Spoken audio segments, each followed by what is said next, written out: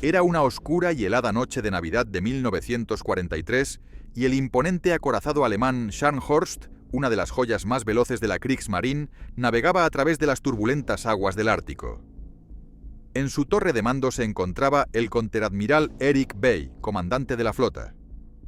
El barco avanzaba a máxima velocidad hacia lo que parecía ser una presa fácil, un convoy de mercantes británicos que transportaban suministros vitales hacia la Unión Soviética. Pero entonces, sin previo aviso, el puente se iluminó como si fuera de día cuando bengalas atravesaron el cielo nocturno. Bay miró hacia el horizonte a través de la nieve que azotaba con furia, y lo que vio le heló la sangre, los fogonazos inconfundibles de la artillería británica. Había venido preparado para enfrentar mercantes desarmados, no para luchar contra acorazados con armamento pesado. Rápidamente ordenó un giro de 150 grados para retirarse, aunque intentaba mantener el contacto con los barcos enemigos. La enorme torreta trasera César del Scharnhorst giró hacia los británicos y disparó. Necesitaban escapar del mortífero fuego de la Royal Navy cuanto antes. Pero lo que Bay no sabía era que acababa de caer en una trampa perfectamente diseñada, una emboscada naval que se convertiría en una de las batallas más épicas y brutales de la Segunda Guerra Mundial. Lo que ocurrió en las siguientes horas cambiaría para siempre el curso de la guerra naval en el Atlántico, y el destino de casi 2000 hombres quedaría sellado en aquellas aguas congeladas. ¿Podría el Scharnhorst escapar de las garras de la Royal Navy? ¿O esta sería su última misión? El Scharnhorst no era un barco cualquiera. Era uno de los buques de guerra más temidos del Tercer Reich, un crucero de batalla rápido y letal que había sembrado el terror en los convoyes aliados durante años. Con sus 235 metros de eslora y capaz de alcanzar velocidades de más de 31 nudos, este gigante de acero había sido diseñado para ser prácticamente invencible. Sus 9 cañones principales de 280 milímetros podían disparar proyectiles que pesaban más de 300 kilogramos a distancias de casi 40 kilómetros. Pero aquella noche de diciembre, el Scharnhorst se encontraba en una misión especialmente delicada. Hitler y el alto mando alemán estaban desesperados por cortar las líneas de suministro que mantenían a la Unión Soviética en la guerra.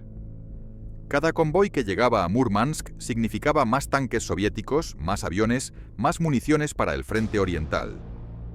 Y el Führer quería que eso terminara. La operación se llamaba Ostfront, y el plan era simple pero arriesgado.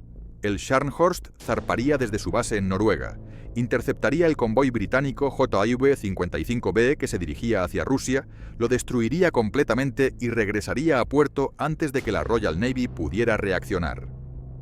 Era una misión relámpago que dependía de la velocidad superior del Scharnhorst y del factor sorpresa. El contraadmiral Erik Bay, de 50 años de edad, era un veterano experimentado de la Kriegsmarine. Había luchado en la Primera Guerra Mundial y conocía el mar como la palma de su mano. Pero esta misión lo ponía nervioso. Los informes meteorológicos eran pésimos: tormenta de nieve, vientos huracanados, olas de más de 10 metros de altura. Las condiciones perfectas para que algo saliera mal. Herr Contraadmiral, los destructores de escolta reportan visibilidad casi nula, informó el oficial de guardia mientras revisaba los últimos mensajes recibidos. Bay asintió con gesto serio. El Scharnhorst navegaba acompañado por 5 destructores clase Z, barcos más pequeños pero igualmente letales que debían proteger los flancos del acorazado y ayudar a localizar al convoy enemigo.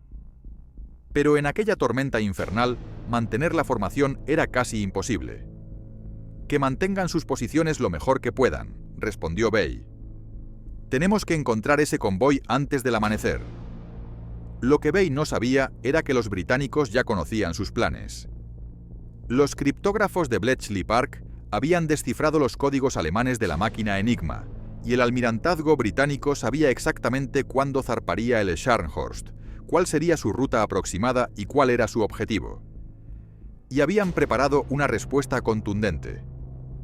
El almirante Sir Bruce Fraser, comandante en jefe de la Flota Nacional Británica, había desplegado sus fuerzas con precisión quirúrgica. El convoy JW-55B navegaba protegido por una escolta cercana de destructores y corbetas, pero esa era solo la primera línea de defensa. A cierta distancia, sin que los alemanes lo supieran, navegaba la Fuerza 1, 3 cruceros ligeros, el HMS Belfast, el HMS Sheffield y el HMS Norfolk, al mando del vicealmirante Robert Burnett. Y más al sur, completamente oculto en la oscuridad ártica, esperaba la Fuerza 2, el HMS Duke of York, un acorazado clase King George V armado con 10 cañones de 356 milímetros, acompañado por el crucero HMS Jamaica y 4 destructores.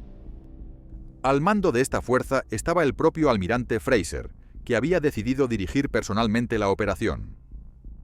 «Es una cuestión de honor», le había dicho Fraser a sus oficiales antes de zarpar. «El Scharnhorst ha estado atacando nuestros convoyes durante demasiado tiempo. Es hora de que pague por ello». Mientras el Scharnhorst avanzaba hacia el norte en medio de la tormenta, sus vigías escrutaban el horizonte buscando señales del convoy. La nieve caía tan intensamente que apenas se podía ver más allá de unos pocos cientos de metros. El radar del barco, aunque era tecnología de punta para aquella época, tenía un alcance limitado y sufría interferencias constantes debido al mal tiempo. «Nada todavía, Herr Konteradmiral», reportaba una y otra vez el operador de radar. Las horas pasaban lentamente. Los hombres en sus puestos de combate comenzaban a sentir el frío penetrante del Sub-22 ártico. A pesar del sistema de calefacción del barco, en las torretas y en la cubierta expuesta, la temperatura estaba muy por debajo de cero. Los marineros se envolvían en todas las capas de ropa que podían encontrar, pero el frío del Ártico es despiadado. Finalmente, cerca de las 9 de la mañana del 26 de diciembre, llegó el contacto que esperaban. «Herr Konteradmiral, contacto por radar, múltiples blancos al norte-noreste, distancia aproximada 30.000 metros». Bay se acercó rápidamente a la estación de radar.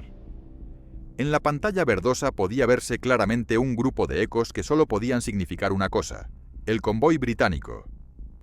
«Toda la tripulación a puestos de combate», ordenó Bay con voz firme. «Preparar cañones principales y secundarios, velocidad máxima». Las alarmas resonaron por todo el barco. Los hombres corrieron a sus estaciones. En las torres de artillería, los artilleros cargaron los enormes proyectiles. En la sala de máquinas, los ingenieros aumentaron la potencia de las turbinas al máximo. El Scharnhorst aceleró, cortando las olas con su proa afilada. «Envíen señal a los destructores», continuó Bay. «Que se desplieguen en formación de ataque y localicen los escoltas del convoy». Los 5 destructores alemanes se separaron del Scharnhorst, adentrándose en la tormenta para buscar los barcos de protección del convoy. Era una táctica estándar. Los destructores debían mantener ocupados a los escoltas mientras el acorazado destrozaba los lentos mercantes. Pero entonces ocurrió algo inesperado. A las 9:21 de la mañana, el radar del Scharnhorst detectó algo que no debería estar allí. No eran los lentos mercantes del convoy, eran contactos más grandes, moviéndose con rapidez y determinación directamente hacia su posición. «Herr Konteradmiral, nuevos contactos. Parecen ser buques de guerra». Bay frunció el ceño. ¿Buques de guerra? Se suponía que el convoy solo estaría protegido por algunos destructores y corbetas pequeñas. ¿Qué demonios estaba pasando? «¿Distancia?», preguntó con voz tensa. 20.000 metros y acercándose rápidamente, señor». Bay no lo sabía, pero acababa de detectar a la Fuerza 1 del vicealmirante Burnett, los 3 cruceros que navegaban como primera línea de defensa. El HMS Belfast había detectado al Scharnhorst en su radar minutos antes y había alertado a los otros 2 cruceros. Ahora los 3 barcos británicos navegaban en formación de combate, listos para interceptar al gigante alemán. «Identificación del contacto», ordenó Bay. «Imposible determinar con exactitud en estas condiciones, Herr Konteradmiral. Pero por la velocidad y el tamaño del eco, podrían ser cruceros». «Cruceros». Bay hizo un rápido cálculo mental. El Scharnhorst era superior a cualquier crucero británico en términos de blindaje y potencia de fuego. Sus cañones de 280 milímetros podían hundir un crucero con relativa facilidad, mientras que los cañones de 152 milímetros de los cruceros tendrían dificultades para penetrar el grueso blindaje del Scharnhorst. Todavía tenía la ventaja. «Mantener rumbo y velocidad», decidió Bay. Si son cruceros, los enfrentaremos. Preparar cañones principales. Pero había un problema que Bay no podía prever. El Scharnhorst estaba navegando hacia el este, lo que significaba que se alejaba del convoy. Los británicos, con su trampa perfectamente coordinada, estaban obligando al acorazado alemán a tomar decisiones difíciles: perseguir el convoy o enfrentar los cruceros.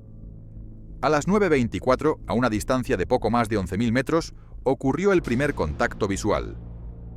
El cielo se iluminó repentinamente cuando bengalas brillantes estallaron sobre el Scharnhorst, lanzadas desde el HMS Belfast. La nieve y la oscuridad del Ártico se transformaron instantáneamente en un escenario surrealista, con el enorme barco alemán completamente expuesto bajo la luz artificial de las bengalas. «Bengalas, nos han detectado». Y entonces el horizonte se iluminó con los fogonazos característicos de los cañones navales. El HMS Belfast abrió fuego primero, seguido inmediatamente por el Sheffield y el Norfolk. Docenas de proyectiles de 152 milímetros surcaron el aire helado, silbando sobre las olas hacia el Scharnhorst. ¡Fuego entrante! Las salpicaduras de agua se elevaron alrededor del Scharnhorst cuando los primeros proyectiles cayeron cerca. El barco se sacudió cuando varios impactos golpearon su superestructura. Aunque los proyectiles de 152 milímetros no podían penetrar el blindaje principal del acorazado alemán, sí podían causar daños significativos en las partes menos protegidas. «¡Devolver el fuego!», gritó Bay. «Torreta Anton y Bruno, apunten al crucero más cercano». Las enormes torretas delanteras del Scharnhorst giraron hacia los cruceros británicos.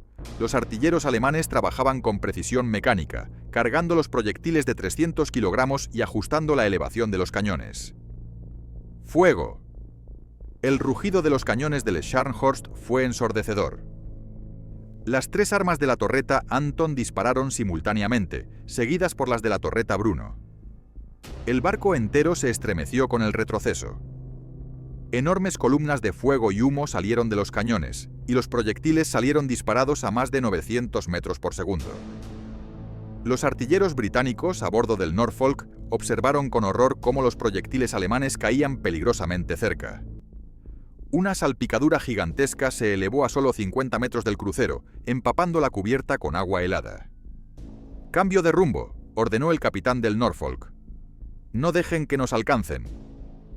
Los cruceros británicos comenzaron a zigzaguear, haciendo difícil que los alemanes pudieran apuntar con precisión. Pero el Scharnhorst continuaba disparando, sus cañones retumbando una y otra vez en medio de la tormenta. Entonces ocurrió. Un proyectil de 280 milímetros del Scharnhorst impactó directamente en el Norfolk. La explosión fue devastadora. El proyectil penetró el delgado blindaje lateral del crucero y detonó en el interior, causando bajas masivas entre la tripulación y dejando fuera de servicio una de las torretas principales. «Impacto directo en el blanco», gritó un artillero alemán con júbilo. Pero Bay no estaba celebrando. Observaba el radar con preocupación creciente. Los 5 destructores que había enviado a buscar al convoy habían desaparecido en la tormenta. No tenía forma de saber dónde estaban ni qué estaban haciendo. Y peor aún, estaba luchando contra 3 cruceros mientras el convoy, su objetivo principal, se alejaba cada vez más. «Herr Konteradmiral», dijo el oficial de navegación, «si continuamos este enfrentamiento, perderemos cualquier oportunidad de interceptar el convoy». Era una decisión imposible. Si se retiraba ahora, habría fracasado en su misión. Pero si continuaba luchando, arriesgaba su barco y su tripulación por una batalla que no ganaba nada estratégico. Más proyectiles británicos impactaron en el Scharnhorst. Uno golpeó directamente el sistema de radar y la pantalla se apagó inmediatamente. «Herr Konteradmiral, hemos perdido el radar».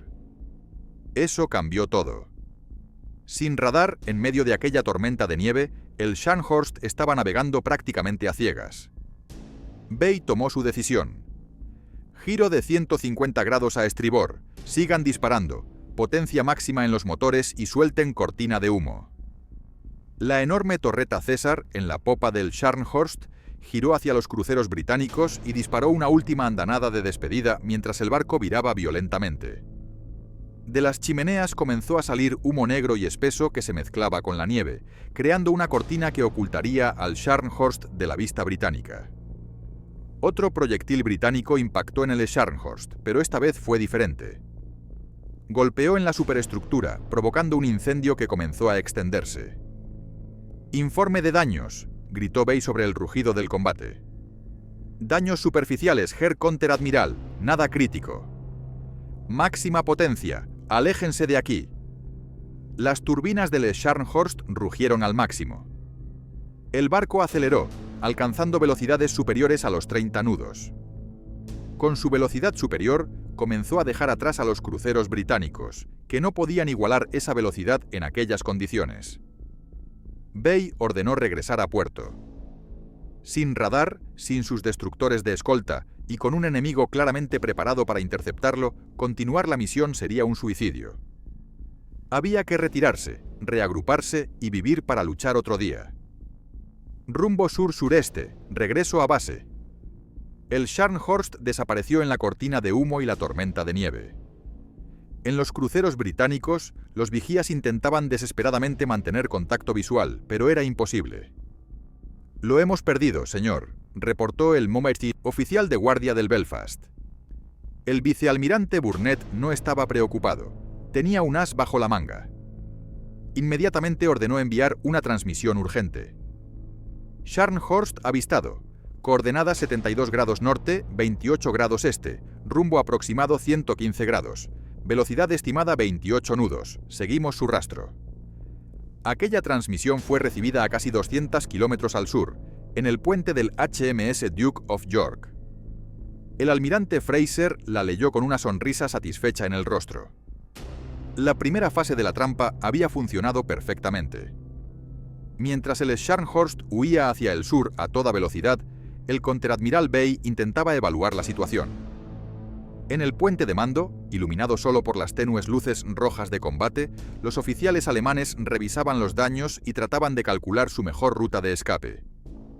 «Informe completo de daños», ordenó Bay mientras se limpiaba la nieve derretida del rostro. El oficial de ingeniería llegó al puente con su reporte. «Herr Konteradmiral, los daños son menores de lo que temíamos. El impacto en la superestructura causó un incendio, pero ya está bajo control.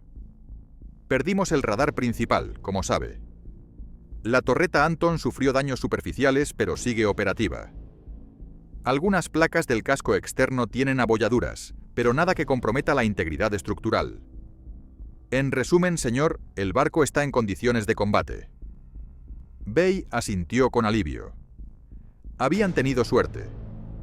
Los cruceros británicos les habían dado una paliza, pero el Scharnhorst era un barco duro de matar. Su blindaje había demostrado su valía. ¿Y los destructores? ¿Alguna noticia de ellos? «Nada, Herr Konteradmiral. Hemos intentado contactarlos por radio, pero no hay respuesta. Es posible que la tormenta esté interfiriendo con las comunicaciones». Bay miró por la ventana del puente hacia la oscuridad nevada. Sus 5 destructores estaban en algún lugar por ahí, probablemente tan perdidos y confundidos como él. La tormenta había dispersado completamente su pequeña flota. Era típico del Ártico. Las condiciones meteorológicas podían ser tan mortales como cualquier enemigo. «Mantengan el rumbo actual», decidió Bay. «Velocidad 28 nudos. Quiero llegar a aguas noruegas antes del anochecer». Lo que Bay no sabía era que los cruceros británicos no habían perdido su rastro. A pesar de la cortina de humo y la tormenta, el HMS Belfast mantenía contacto por radar con el Scharnhorst. Navegaban a una distancia prudente, fuera del alcance de los cañones alemanes, pero lo suficientemente cerca para seguir cada movimiento del acorazado. «Mantener la sombra», ordenó el vicealmirante Burnett desde el puente del Belfast. «No dejen que sepa que lo estamos siguiendo. Y mantengan informado al Duke of York de cada cambio de rumbo». Cada pocos minutos, el operador de radio del Belfast enviaba actualizaciones precisas sobre la posición, rumbo y velocidad del Scharnhorst. Estas transmisiones viajaban a través del éter hasta el HMS Duke of York, donde el almirante Fraser las recibía con creciente satisfacción. Fraser era un hombre meticuloso. Había pasado semanas planeando esta operación, estudiando cada detalle, cada posible movimiento del enemigo. Sabía que el Scharnhorst era rápido, sabía que estaba bien armado, sabía que su tripulación era experimentada. Por eso había preparado su trampa con tanto cuidado. «Calculen la intersección», ordenó Fraser a su oficial de navegación. «Si el Scharnhorst mantiene su rumbo y velocidad actual, ¿cuándo y dónde nos encontraremos?» El oficial trabajó rápidamente con sus instrumentos y mapas. «Señor, si mantenemos nuestro rumbo actual al norte y el Scharnhorst continúa hacia el sur, nos cruzaremos aproximadamente en 3 horas, señor. A las 16:30 horas, más o menos». Fraser miró su reloj. Eran las 13:15, 3 horas. Tenía tiempo de sobra para preparar el golpe mortal. «Velocidad de crucero», ordenó. «No quiero que nos detecten antes de tiempo. Que todos los barcos mantengan silencio de radio excepto para reportes de contacto. Y que la tripulación descanse y coma algo. Van a necesitar todas sus fuerzas para lo que viene». El Duke of York, junto con el crucero Jamaica y los 4 destructores de escolta, continuaron su rumbo hacia el norte. En las cocinas del acorazado, los cocineros preparaban raciones calientes para los hombres. En las salas de máquinas, los ingenieros revisaban cada sistema, asegurándose de que todo funcionara a la perfección. En las torretas de artillería, los artilleros limpiaban y revisaban sus cañones, cargando proyectiles y preparando las cargas propulsoras. Mientras tanto, en el Scharnhorst, la tripulación comenzaba a relajarse. Llevaban ya casi 3 horas navegando hacia el sur sin ningún contacto enemigo. Muchos comenzaban a creer que lo habían logrado, que habían escapado de la trampa británica. «Parece que los dejamos atrás, Herr Konteradmiral», comentó el oficial ejecutivo con una sonrisa de alivio. Bay no estaba tan seguro. Era un marino demasiado experimentado para bajar la guardia tan rápido. «Mantener vigilancia máxima», ordenó. «Y que alguien intente arreglar ese maldito radar. Estamos navegando a ciegas». En las entrañas del barco, los técnicos alemanes trabajaban febrilmente intentando reparar el radar dañado. El proyectil británico había destruido la antena giratoria, pero el equipo electrónico principal parecía estar intacto. Si podían reemplazar o reparar la antena, tal vez podrían volver a tener ojos electrónicos. «Necesitamos soldadura, y rápido», dijo el técnico jefe. «Y que alguien traiga el equipo de repuesto del almacén C». Pero las reparaciones llevaban tiempo, y el tiempo era algo que el Scharnhorst no tenía. A las 16:17 horas, cuando el sol invernal del Ártico ya estaba comenzando a ponerse en el horizonte, ocurrió lo inevitable. El Scharnhorst apareció en el radar del Duke of York. «¡Contacto! ¡Buque de superficie!», gritó el operador de radar británico. «Rumbo 295 grados, distancia 35.000 yardas». Fraser se acercó a la pantalla de radar. Allí estaba, un eco verde brillante que solo podía ser el Scharnhorst.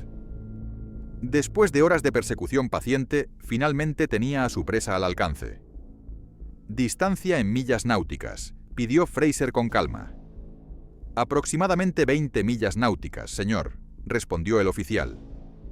Fraser hizo un rápido cálculo.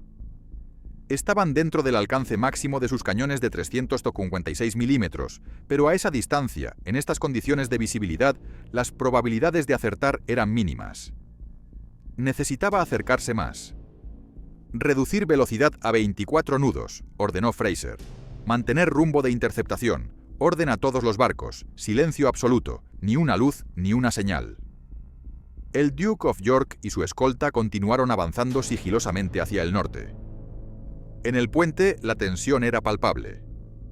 Los oficiales británicos sabían que estaban a punto de enfrentar a uno de los barcos más peligrosos de la Kriegsmarine. Si cometían un error, si el Scharnhorst los detectaba demasiado pronto, el acorazado alemán podría usar su velocidad superior para escapar nuevamente. «30.000 yardas», anunció el operador de radar. «Paciencia», murmuró Fraser. El Scharnhorst aún no sabía que estaban allí. En su pantalla de radar rota, los alemanes navegaban completamente ciegos a la trampa que se cerraba sobre ellos. «25.000 yardas». «Paciencia», repitió Fraser. Sus oficiales lo miraban nerviosamente. Estaban tan cerca ahora. ¿Cuánto más esperaría el almirante? En el Scharnhorst, Bay caminaba de un lado a otro del puente. Algo no le gustaba. Un instinto que había desarrollado después de décadas en el mar le decía que algo no estaba bien. Pero sin radar, sin información, solo podía confiar en sus corazonadas. «Vigías», ordenó, «quiero que examinen cada centímetro del horizonte. Cualquier cosa inusual, cualquier sombra extraña, me informan inmediatamente». Los vigías alemanes, con sus binoculares pegados a los ojos, escrutaban la oscuridad creciente. Pero con la nieve cayendo y el crepúsculo ártico, ver algo a más de unos pocos kilómetros era prácticamente imposible. «20.000 yardas», reportó el operador de radar británico. El Duke of York ahora estaba a menos de 20 kilómetros del Scharnhorst. Fraser podía casi sentir la presencia del barco alemán allá adelante en la oscuridad. «Paciencia», dijo por tercera vez. Pero ahora su voz tenía un tono diferente. Ya no era una orden para esperar. Era casi una promesa de lo que estaba por venir. 15.000 yardas. El corazón de cada hombre en el puente del Duke of York latía con fuerza. Estaban a menos de 14 kilómetros del Scharnhorst. A esa distancia, los cañones de 356 milímetros del acorazado británico podían causar un daño devastador. 13.200 yardas.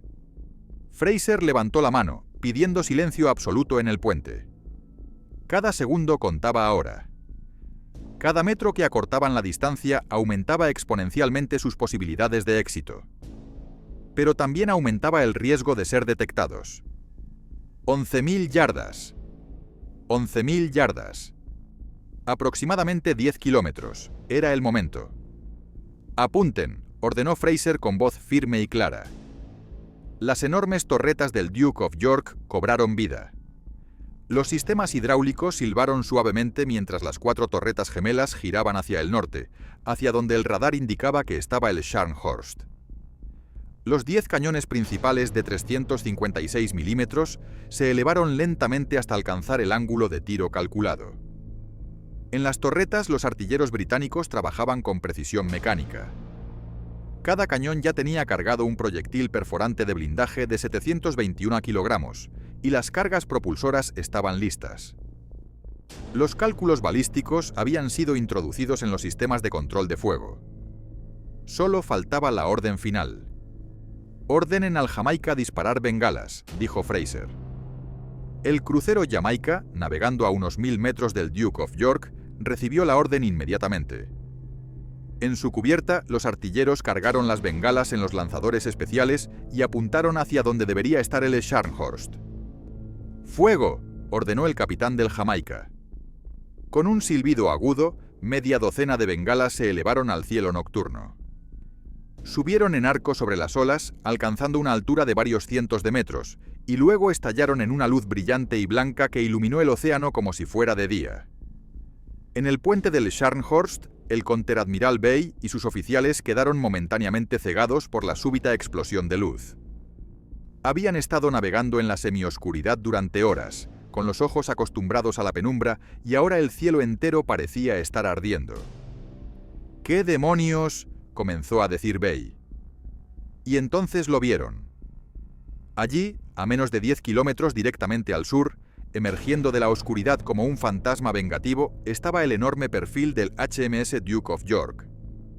Y sus 10 cañones principales estaban apuntando directamente hacia ellos.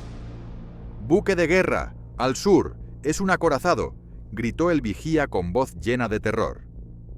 Bay sintió cómo su sangre se helaba. Un acorazado. Los británicos habían traído un acorazado. No cruceros, no destructores. Un acorazado de clase King George V, uno de los barcos más poderosos de la Royal Navy. La trampa no era solo una trampa. Era una sentencia de muerte. Toda la tripulación a puestos de combate, preparar para recibir. «¡Fuego!», gritó Fraser en el Duke of York. El mundo explotó. Las 10 armas del Duke of York dispararon simultáneamente en una andanada completa. El rugido fue ensordecedor, un trueno apocalíptico que sacudió el barco entero. Enormes lenguas de fuego de más de 20 metros de longitud salieron de mínimo las bocas de los cañones. El acorazado británico se estremeció con el retroceso monumental, sus 42.000 toneladas de acero empujadas hacia atrás por la fuerza tremenda del disparo. Los 10 proyectiles, cada uno pesando más de 700 kilogramos, salieron disparados a velocidades supersónicas. Viajaron a través del aire helado del Ártico, recorriendo los 10 kilómetros que separaban ambos barcos en menos de 20 segundos.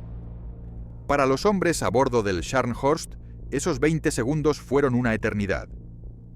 Podían ver las bengalas iluminando el cielo. Podían ver el humo de los cañones británicos. Sabían que la muerte venía hacia ellos a la velocidad del sonido, pero no había nada, absolutamente nada que pudieran hacer al respecto. El primer proyectil cayó corto, golpeando el agua a solo 50 metros de la proa del Scharnhorst. La salpicadura fue tan grande que empapó completamente la cubierta delantera. El segundo y tercer proyectil pasaron sobre el barco con un silbido aterrador. El cuarto impactó.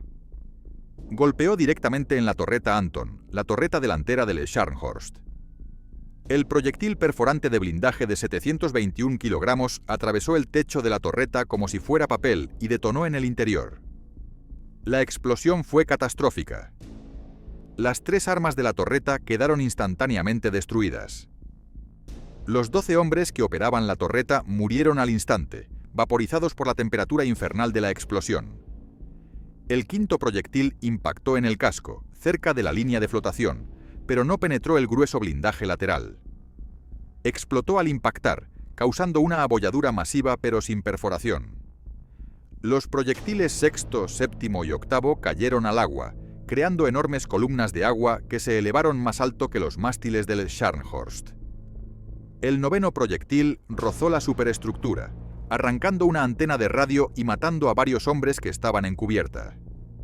El décimo y último proyectil de aquella primera andanada golpeó cerca de la chimenea, penetró la cubierta superior y explotó en uno de los pasillos internos, causando un incendio inmediato.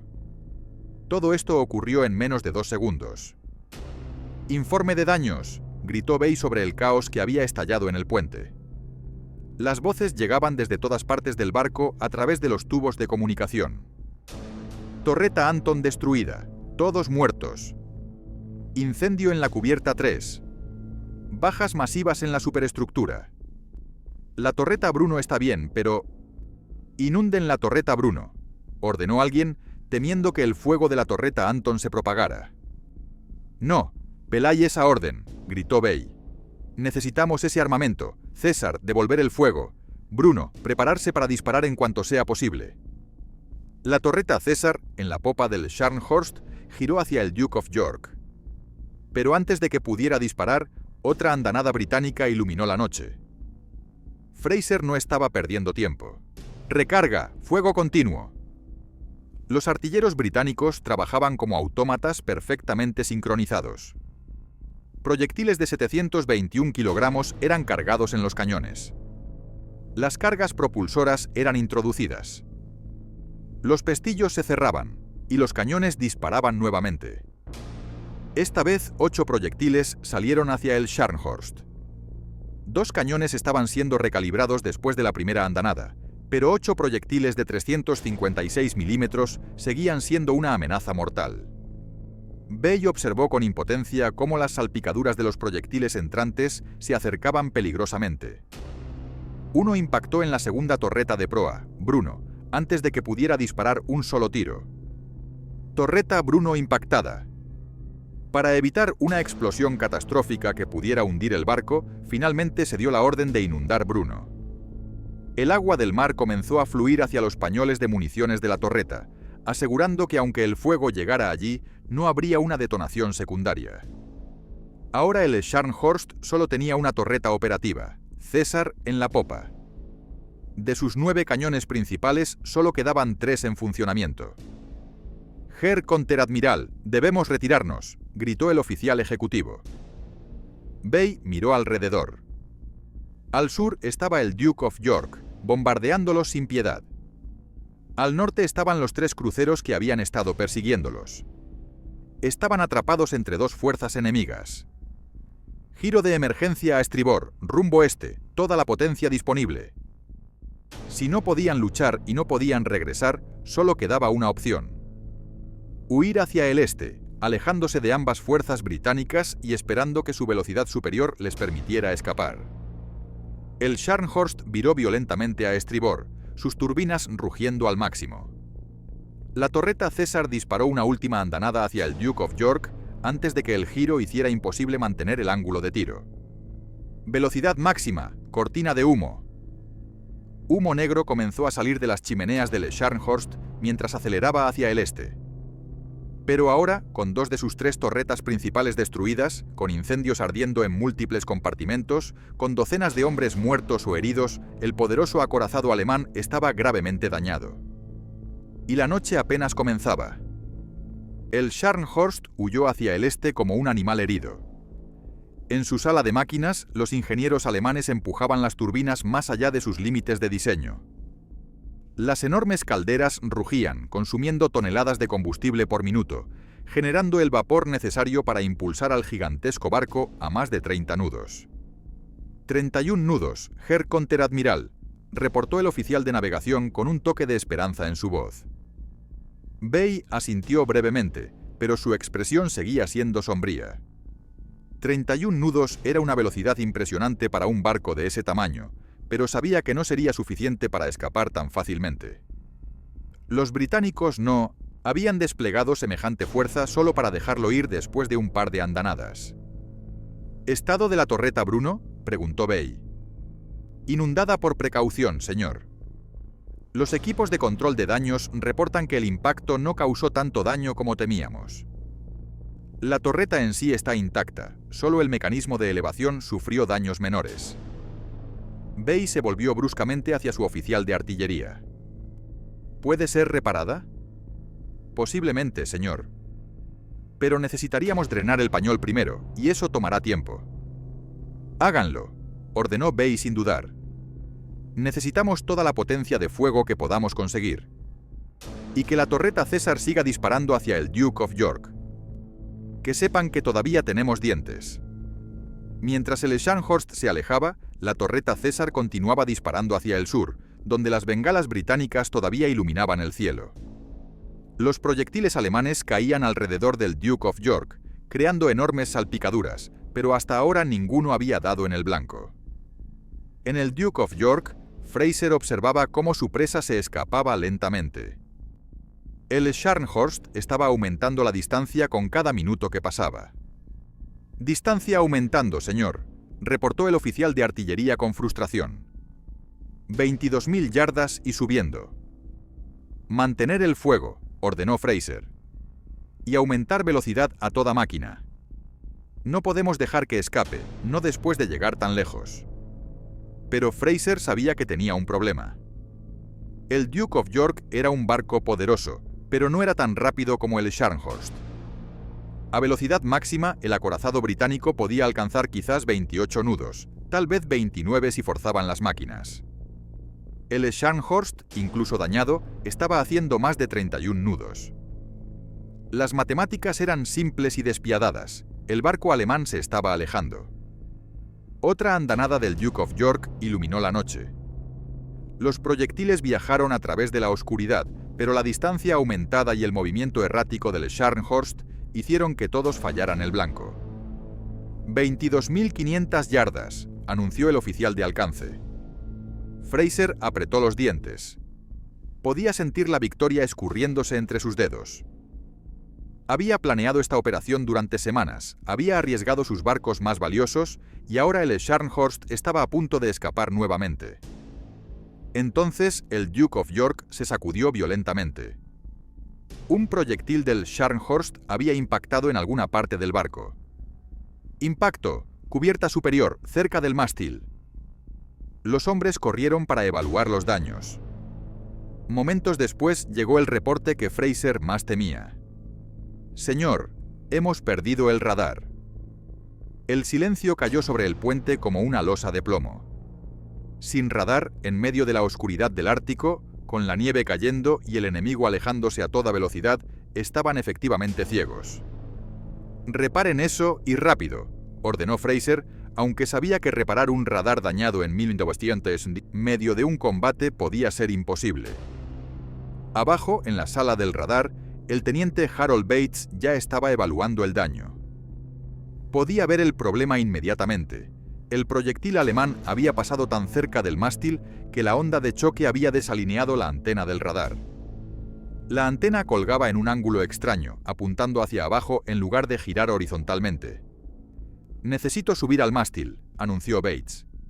Sus compañeros lo miraron como si estuviera loco. «¿Subir? ¿Ahora? ¿En medio de esto?» Afuera, la tormenta de nieve aullaba con furia renovada. El viento soplaba a más de 60 kilómetros por hora. El barco se sacudía con cada ola. Y los cañones principales seguían disparando, creando ondas de choque que podían arrancar a un hombre de su posición. «No hay otra manera», dijo Bates mientras se ponía su chaqueta más gruesa. «Si no arreglo eso, perdemos el Scharnhorst». Sin esperar órdenes, sin avisar a nadie en el puente, Bates salió de la sala del radar y comenzó a trepar por el mástil. El viento lo golpeó inmediatamente, tratando de arrancarlo de la escalera. La nieve se le metía en los ojos, cegándolo. El frío era tan intenso que podía sentir cómo sus dedos comenzaban a entumecerse incluso a través de los guantes. Pero Bates continuó subiendo, peldaño tras peldaño. A 10 metros de altura, luego 20, luego 30. El barco se balanceaba debajo de él, amplificando cada movimiento. Una ráfaga de viento particularmente fuerte estuvo a punto de arrancarlo del mástil, pero logró aferrarse con todas sus fuerzas. En el puente nadie sabía todavía lo que Bates estaba haciendo. Fraser continuaba dando órdenes, tratando de mantener el contacto visual con el Scharnhorst a través de la oscuridad. «Fuego», ordenaba una y otra vez, aunque sabía que sin el radar para corregir la puntería estaban disparando prácticamente a ciegas. Mientras tanto, en el Scharnhorst, los técnicos alemanes trabajaban desesperadamente para drenar el agua de la torreta Bruno. Habían inundado la torreta por precaución, pero ahora se daban cuenta de que la habían inundado innecesariamente. El fuego en la torreta Anton estaba contenido y no había peligro de que se propagara. «Bombeen el agua fuera, rápido», gritaba el jefe de artillería. Las bombas se activaron, succionando miles de litros de agua del pañol de la torreta. Lentamente, muy lentamente, el nivel comenzó a bajar. «¿Cuánto tiempo?», preguntó Bay cuando le informaron del progreso. 10 minutos para drenarla completamente, señor. Luego otros 5 para verificar que los sistemas estén operativos. 15 minutos. En 15 minutos, el Scharnhorst tendría 6 cañones principales operativos en lugar de solo 3. Las probabilidades mejorarían significativamente. «Aceleren el proceso si es posible», ordenó Bay. «Y mantengan a César disparando. Quiero que esos británicos sepan que no estamos huyendo como ratas asustadas». La torreta César, fiel a su deber, continuaba lanzando proyectiles hacia el Duke of York. Los artilleros alemanes trabajaban con precisión militar, cargando, apuntando, disparando, una y otra vez. El retroceso de los cañones sacudía toda la popa del barco, pero los hombres no se detenían. En el Duke of York, otra andanada enemiga cayó peligrosamente cerca. Fraser podía ver las salpicaduras gigantescas a menos de 50 metros del barco. «El enemigo está encontrando nuestro alcance», comentó tensamente el oficial de artillería. Fraser no respondió. Sus ojos estaban fijos en el horizonte, donde ocasionalmente podía ver los fogonazos de los cañones del Scharnhorst. La distancia seguía aumentando. 23.000 yardas. El Scharnhorst estaba a más de 21 kilómetros a hora. A esta distancia, incluso con radar, acertar un tiro era extremadamente difícil. Sin radar era prácticamente imposible. Arriba en el mástil, Harold Bates finalmente alcanzó la antena del radar. El viento aullaba a su alrededor con furia demoníaca. Sus manos estaban tan entumecidas que apenas podía sentir la escalera de metal. Pero podía ver el problema claramente. La antena estaba torcida hacia abajo, desalineada de su posición correcta. Bates se aferró al mástil con un brazo y con el otro intentó empujar la antena de vuelta a su posición. Pero estaba atascada, el metal doblado por la onda de choque del impacto. En ese momento, los cañones principales del Duke of York dispararon otra andanada. La onda de choque golpeó a Bates como un puñetazo invisible, casi arrancándolo del mástil. El gorro que llevaba salió volando, desapareciendo en la oscuridad nevada. El viento le golpeaba el rostro directamente ahora, congelándolo, cegándolo. Pero Bates no se rindió. Con un esfuerzo sobrehumano, empujó la antena con todas las fuerzas que le quedaban. Sus músculos gritaban en protesta. Sus pulmones ardían con el aire helado. Pero empujó. Y empujó. Y entonces, con un chasquido metálico, la antena volvió a su alineación correcta. En la sala del radar del Duke of York, la pantalla parpadeó. Una línea verde comenzó a girar. Y de repente, allí estaba, el eco brillante del Scharnhorst, claro como el cristal en la pantalla. ¡Contacto! ¡Contacto por radar!, gritó el operador con júbilo. Alcance 22.000 yardas. La noticia voló por el sistema de comunicación interno del barco como electricidad. El radar está de vuelta. Radar informa al Scharnhorst a 22.000 yardas. En el puente, Fraser sintió una oleada de alivio recorrerle el cuerpo. Corrijan puntería inmediatamente. Fuego cuando estén listos. Los sistemas de control de fuego del Duke of York cobraron vida nuevamente. Los cálculos balísticos fueron actualizados instantáneamente con la posición exacta del objetivo. Las torretas ajustaron su elevación y ángulo con precisión mecánica. «Listo para disparar, señor». «Fuego». Los 10 cañones dispararon al unísono. Esta vez, con el radar funcionando, la andanada fue mortalmente precisa. Los proyectiles surcaron el aire durante 30 largos segundos, describiendo una parábola perfecta a través de la noche ártica. A bordo del Scharnhorst, los vigías vieron los fogonazos del Duke of York. Ya habían visto esa escena varias veces esa noche, y cada vez los proyectiles habían fallado o causado daños menores. Pero esta vez sería diferente. Los proyectiles descendieron del cielo como meteoritos de acero. El primero impactó en el agua, justo al lado del casco. El segundo pasó sobre la superestructura. Pero el tercer proyectil de 721 kilogramos golpeó al Scharnhorst en la peor zona posible. Atravesó el delgado cinturón de blindaje superior, penetró 2 cubiertas y finalmente detonó en la sala de calderas número 1. La explosión fue catastrófica. La sala de calderas, llena de tuberías de vapor a alta presión, se convirtió instantáneamente en un infierno.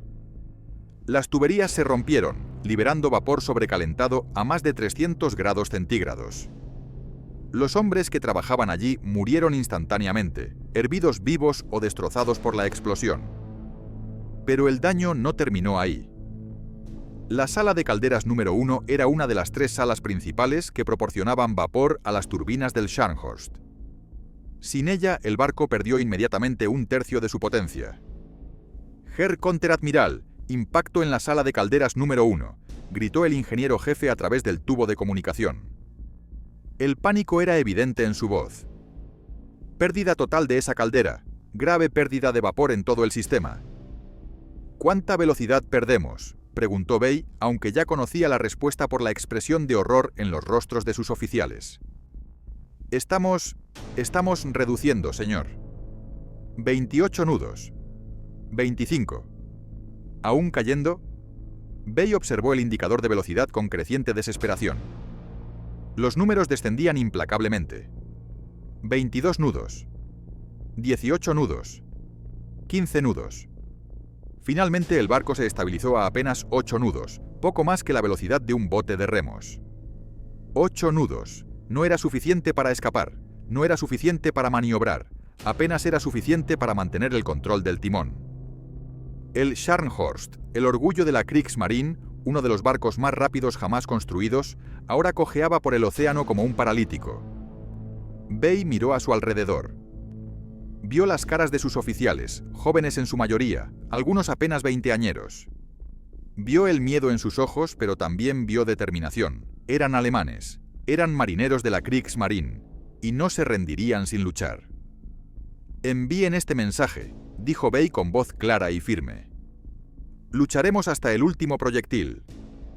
¡Larga vida a Alemania!». El operador de radio transmitió el mensaje. En Berlín, en el cuartel general de la Kriegsmarine, el mensaje fue recibido con silencio sombrío. Todos sabían lo que significaba. Era un mensaje de despedida. Pero abajo, en las salas de máquinas del Scharnhorst, los ingenieros alemanes no se habían rendido. Trabajaban con frenesí desesperado, redirigiendo el vapor, cerrando válvulas dañadas, abriendo líneas de emergencia. Lentamente, muy lentamente, comenzaron a recuperar algo de potencia. «Estamos recuperando presión de vapor», gritó el ingeniero jefe. 10 nudos, 12 nudos, 15 nudos.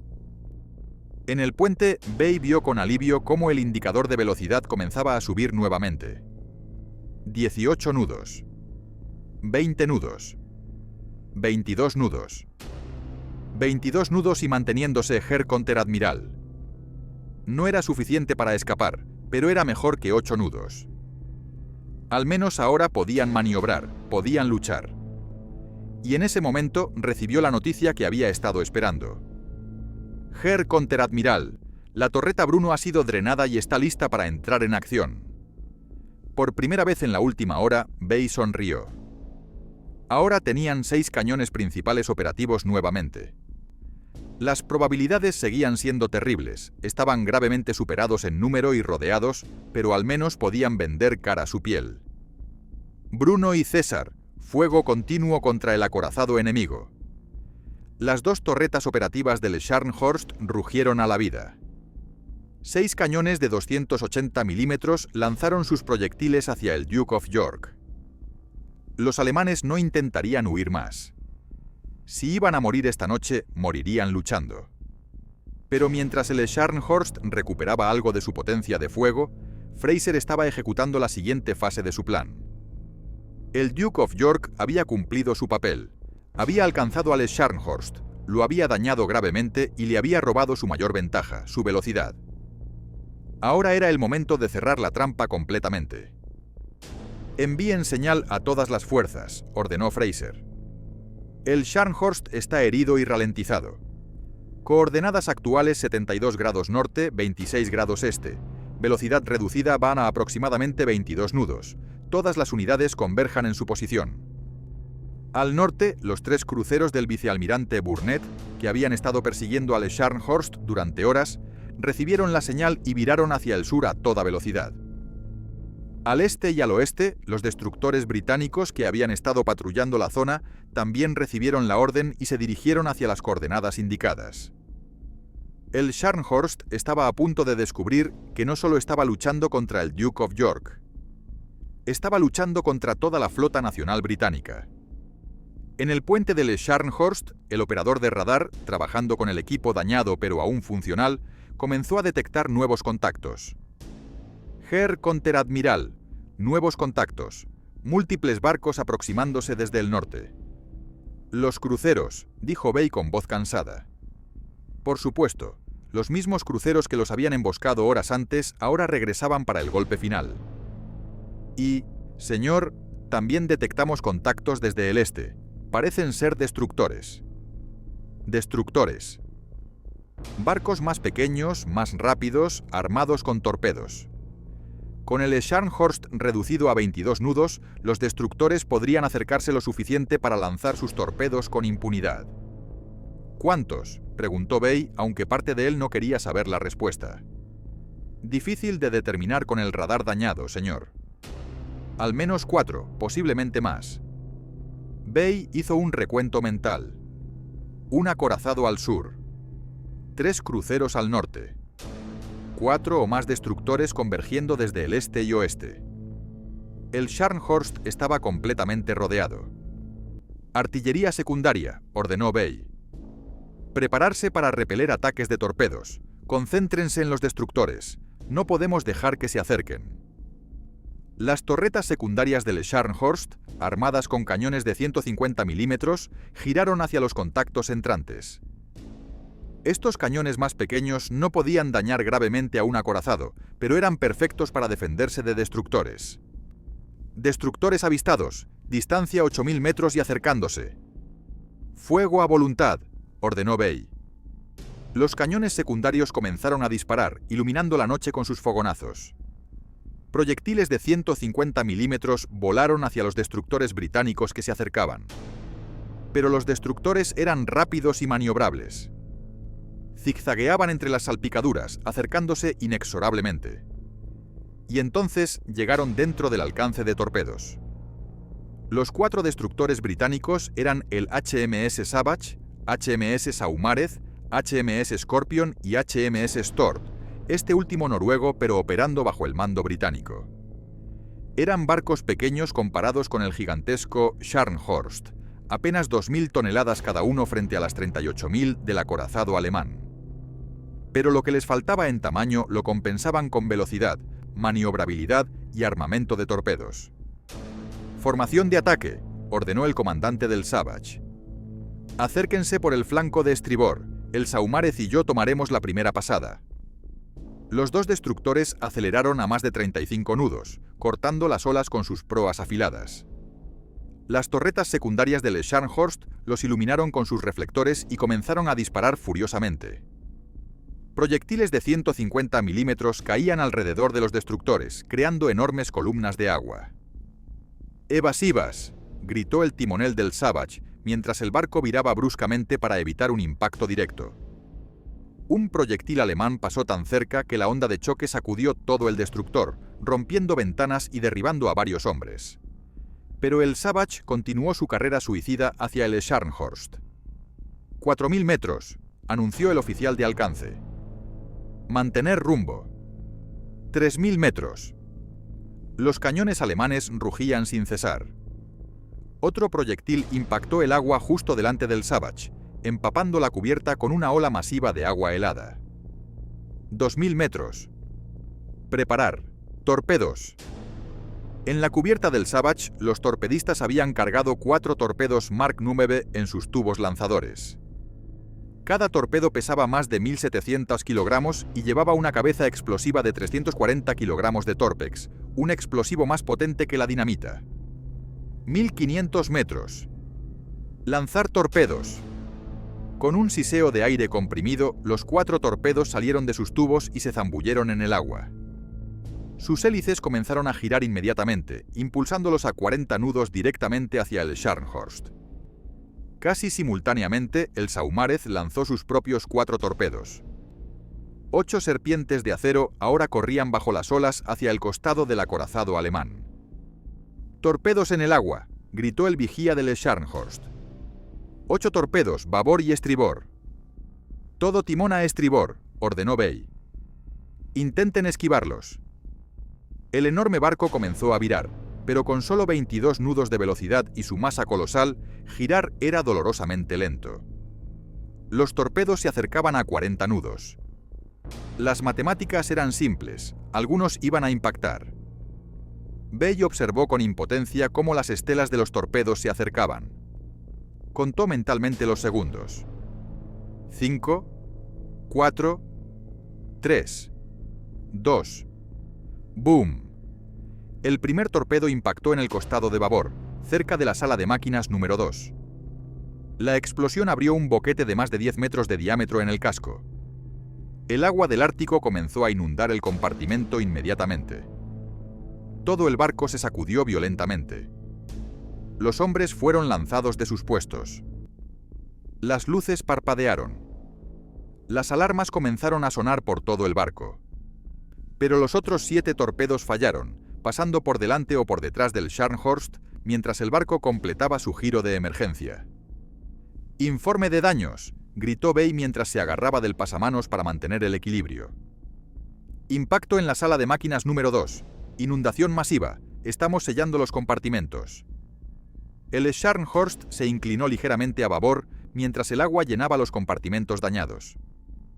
La velocidad cayó aún más. 19 nudos. 17 nudos. Finalmente se estabilizó en alrededor de 15 nudos. «Allí, los otros 2 destructores están haciendo su pasada». El Scorpion y el Stord ahora atacaban desde el lado de estribor. Los cañones secundarios alemanes giraron hacia ellos y abrieron fuego, pero los artilleros estaban cansados, las miras estaban dañadas y la noche era oscura. Sus disparos eran menos precisos que antes. «Mantener fuego de supresión», ordenó Bay. «No dejen que se acerquen». Pero los destructores británicos eran valientes hasta la temeridad.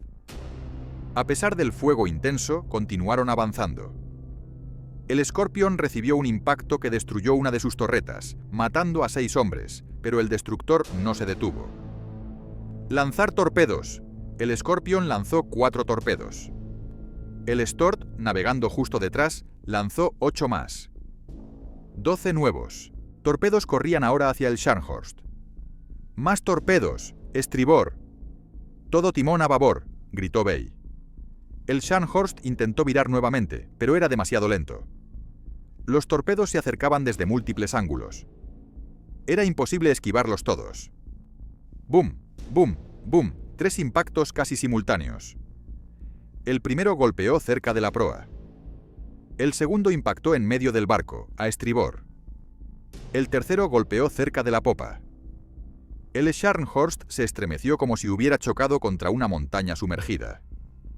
Las explosiones abrieron enormes boquetes en el casco. Miles de toneladas de agua comenzaron a inundar el barco. «Múltiples impactos de torpedos», reportó el oficial de control de daños con voz desesperada.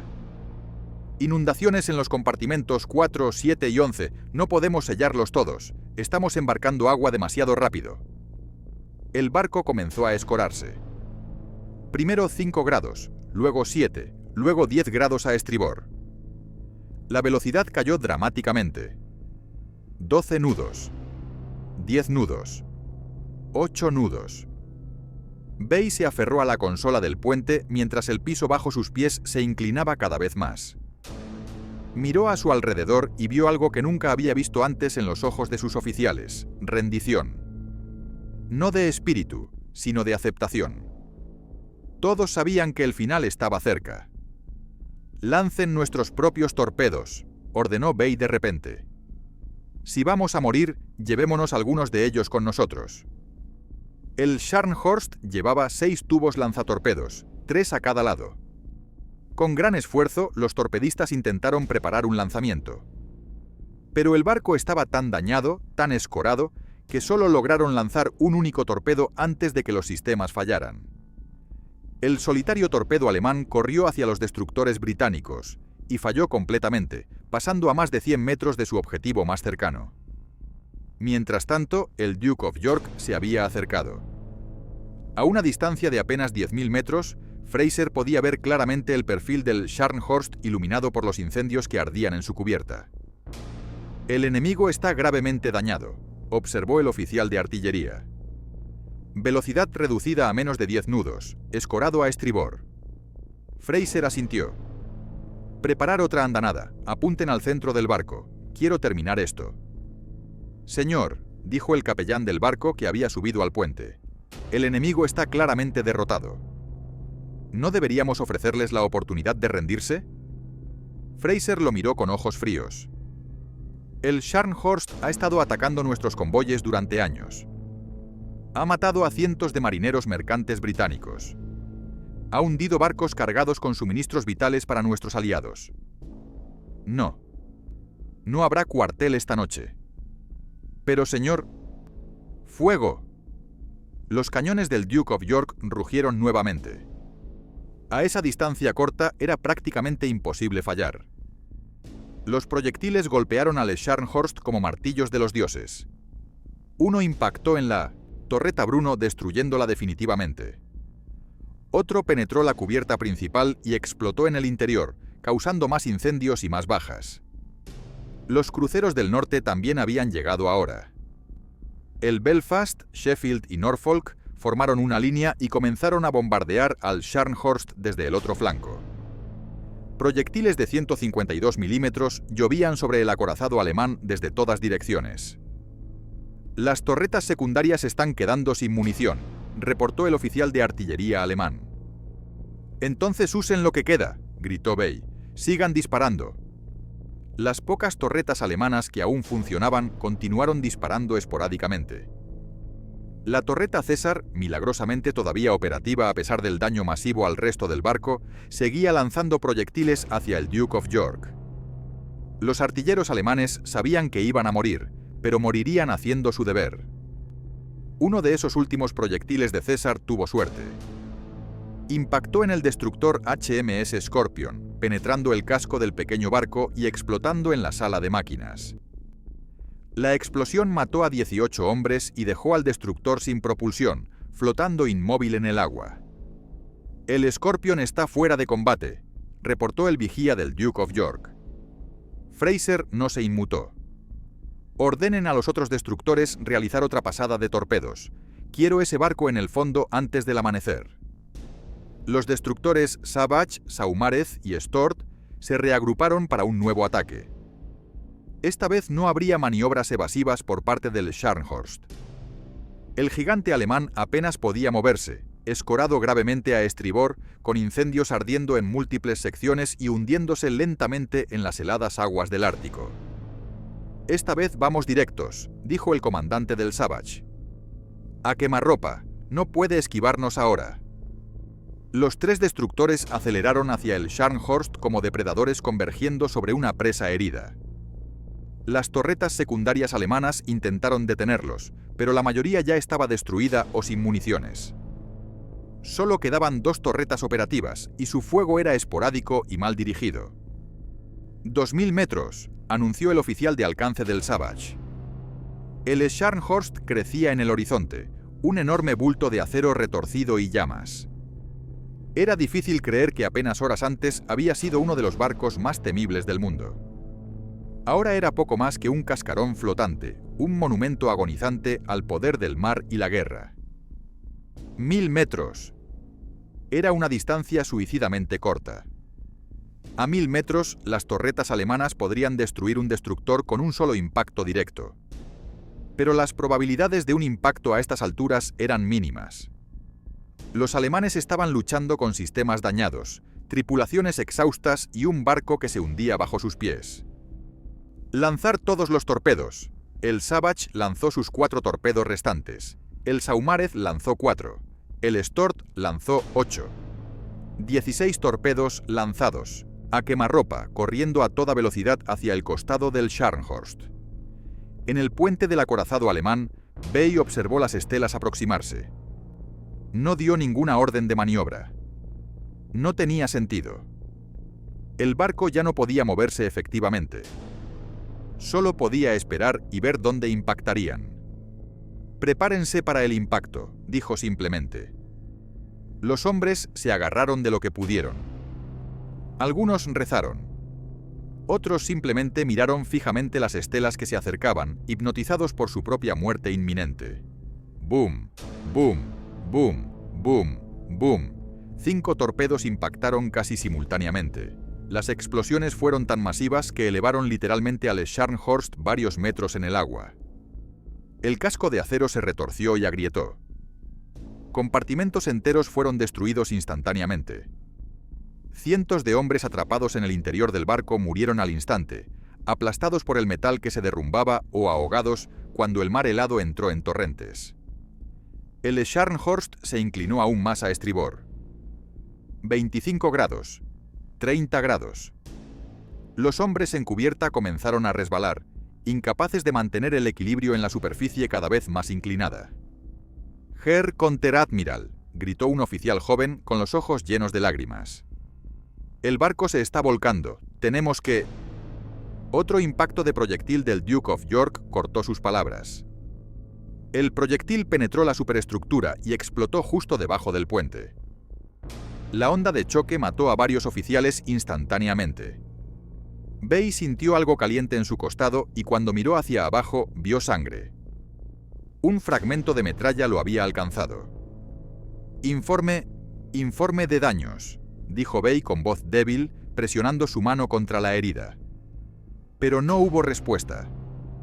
Los tubos de comunicación estaban muertos. Los sistemas eléctricos habían fallado. El Scharnhorst estaba en sus últimos momentos. La torreta César, la última torreta operativa, disparó una vez más. Fue su último disparo. El retroceso del cañón terminó de romper los soportes dañados de la torreta, y toda la estructura colapsó, matando a los artilleros que quedaban dentro. El Scharnhorst ahora estaba completamente silencioso. No más cañones disparando. No más explosiones saliendo del barco. Solo las explosiones entrantes de los británicos, golpeando una y otra vez el casco moribundo.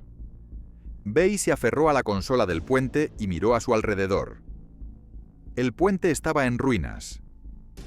Ventanas rotas, equipos destruidos, cuerpos de sus oficiales esparcidos por el suelo.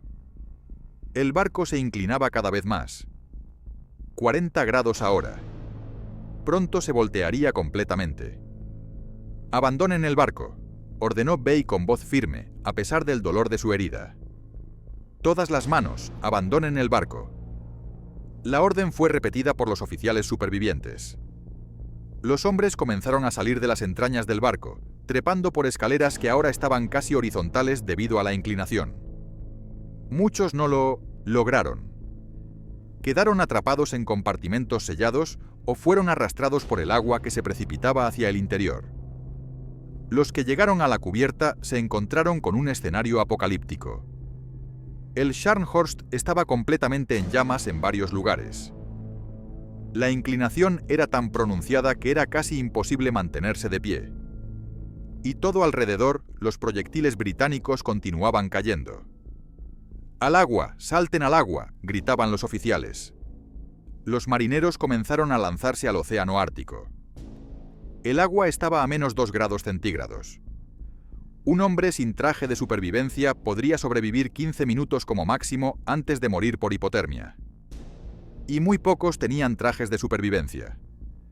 En el Duke of York, Fraser observaba la escena a través de sus binoculares.